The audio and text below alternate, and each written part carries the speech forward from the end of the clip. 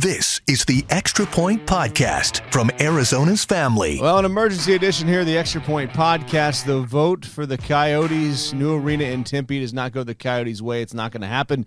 So where do we go from here? Let's bring in Leah and Petey from PHNX. Just got done with their show talking about this, and man, it was kind of a sad one to listen to. Joining us here on Arizona's Family, the Extra Point. So guys, where do the Coyotes go from here? Well, this is hard, Mark, because this is rarefied air for this Coyotes organization.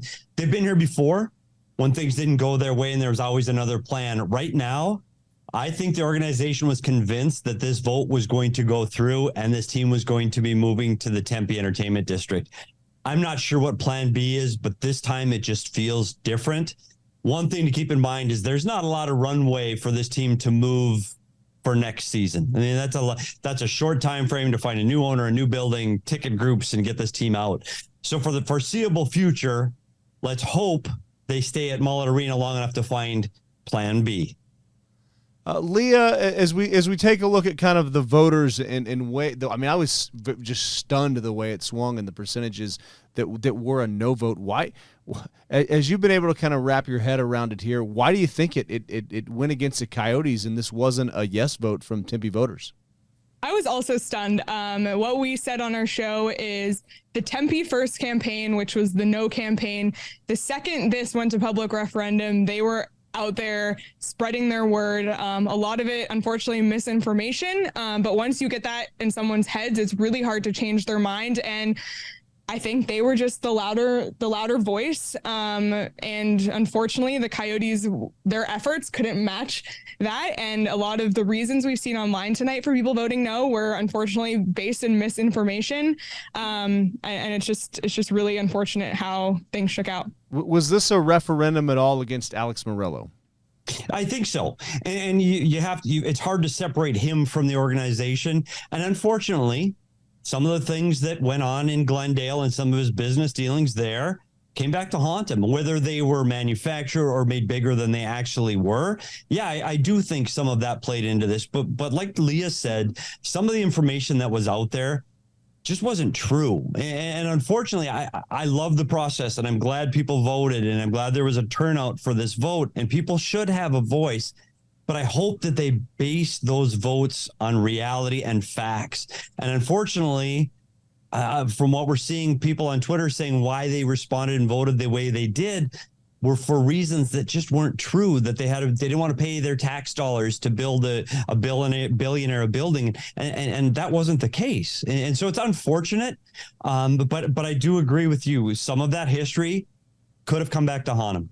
Is this completely dead? Is there another avenue to build on that site in your estimation? I believe it's dead. Yeah, we heard from former mayor of Tempe and some other people at the Tempe City Council. There is no plans to move ahead with anything on this dump site. Matter of fact, former Mayor Giuliano said that he will be dead before anything happens to that dump site. Again, part of the misnomer of what happened here, there is no plan B for the city of Tempe. This is still going to be a toxic waste dump today, tomorrow, next week, next month, next year. There is no saving grace, someone coming in to build parks for kids at this location. It's still going to be a dump. So if we're looking at the Coyotes' nails in their coffin here as far as leaving town, how many nails are in the coffin at this point, and how many to go to seal their fate of going to Houston or Kansas City or Quebec? Mark, I've been here a long time. I've seen this team on their way to Portland, Seattle, Houston before. Until the moving trucks come in, I'm going to believe there's another option. I don't know what plan B is. I know the league is about at the end of their rope. I mean, they've given this ownership, the Board of Governors has given this city a lot of opportunities to make this right. The runway's short and they're running out of time here. They need to have a plan B quickly if this team is going to stay in the Valley. What do we make of Gary Bettman's statement tonight from the NHL? Well, what we heard from Craig Morgan, who's our third co-host here on PHNX Coyotes, who was actually texting with the commissioner tonight, he was shocked. He was stunned. He was out in Tempe in April, attending Tempe Wins events. And I think his statement didn't say a lot, but it also said a lot at the same time. And both his statement and the Coyotes statement both said the NHL and the Coyotes will explore options over the coming weeks. Kind of leaves a lot up in the air, a lot still to be determined, but I do think that there was a lot of shock on all sides. And the first time that we haven't heard from the commissioner where he said, we're committed to Arizona. We're committed to the Coyotes staying in the Valley. Those words were missing from his statement for the first time in a long time, and that should be a concern. Right. And, I mean, if we look at the reaction out there, I mean, we saw Clayton Keller tweet kind of a sad face here. I know you guys, your livelihood is to cover the Coyotes, so I mean, how do you guys feel about it? Is this trending in a direction where we won't have hockey here in Arizona? We're not feeling great. Yeah, we were just talking, how well do we know baseball? We were just discussing that as we were watching the Diamondbacks play. Yeah, it's a big deal.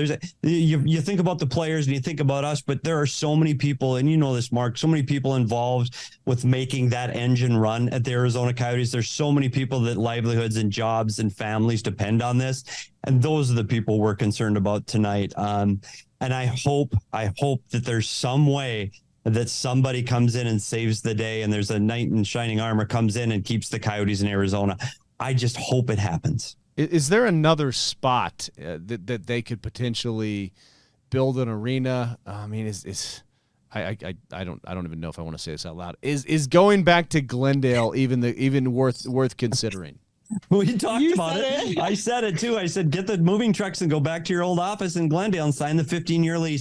The concern there in Glendale is I don't think you can generate the revenue to have this team succeed long-term. So I don't think that's the location. But in the Valley, the answer is yes. I mean, there are people here that will support a team in this Valley. Now, where is that? Is it in Mesa? Is it in Scottsdale? Or is it downtown? It didn't work in the same building under two different owners in the past, but could this team survive downtown? I think the corporate dollars are there. I think the fan base is there. I'm not completely convinced that this is completely dead in the state of Arizona. How many more years do you feel like they could play at Mullet Arena? I think the max is 3. I know they've got 2 plus the option. I think that's it. I think that'll be it for the Board of Governors, the league. They need to have an option before then of a new home. And here's one thing. With the site in Tempe, there was a whole year that was going to go to remediation, and that was going to delay any shovels in the ground for construction. If by some miracle in the next 6 months, you can find a site in another location, whether it's Scottsdale, Mesa, or downtown, you can start building right away. You don't have to remediate land that was a dump. So that timeline doesn't change to 2 to 3 years if you can find plan B over the next 6 to 10 months.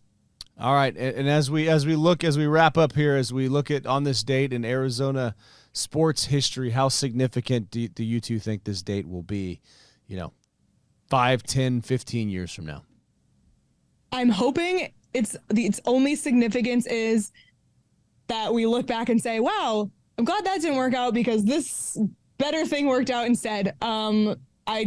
Tonight, I don't necessarily feel that way. I think it's going to be very significant. Yeah, and you look at the benchmarks that this franchise has had from moving downtown to Glendale to Los Arcos and going through bankruptcy and going through the ownership of the league. There are so many benchmarks over the last 25 years. You were hoping this vote would bring stability to the franchise for the first time in 25 years. That didn't happen. I think this is a huge date for this franchise. I'm starting to be concerned for the first time in a long time that this may be the beginning of the end for the Coyotes. Well, I can't thank you enough for your time on short notice here. Great job on the show, and thank you for the passion you put into Arizona sports. Thanks, Mark. All right, have a good night, guys. Thanks. The Extra Point Podcast is a production of 3TV, CBS 5, and azfamily.com in Phoenix, Arizona.